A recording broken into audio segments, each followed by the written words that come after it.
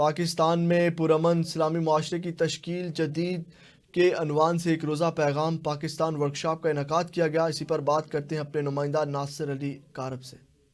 جی بالکل، پیغام پاکستان کے زیر اہتمام جامع محمدی شریف میں پاکستان میں پرامن اسلامی معاشرے کی تشکیل جدید کے عنوان سے ایک روزہ ورکشاپ کا انعقاد کیا گیا، جس میں علماء، ادبی اور علمی شخصیات جن میں مولانا امجد اقبال اوان سیالوی، مولانا عبداللہ سلیم سیالوی، علامہ ریاض حسین رضوی، ساجد علی مینگل کے علاوہ طلبہ کی کثیر تعداد نے شرکت کی۔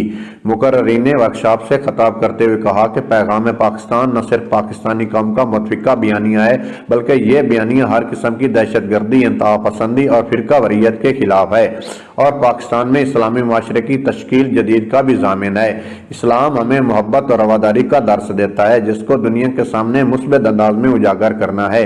ورکشاپ کے اختتام پر شریک طلباء میں تعریفی انصات تقسیم کی گئیں اور ملک کو ترقی اور خوشحالی کے لیے دعا بھی کروائی گئی۔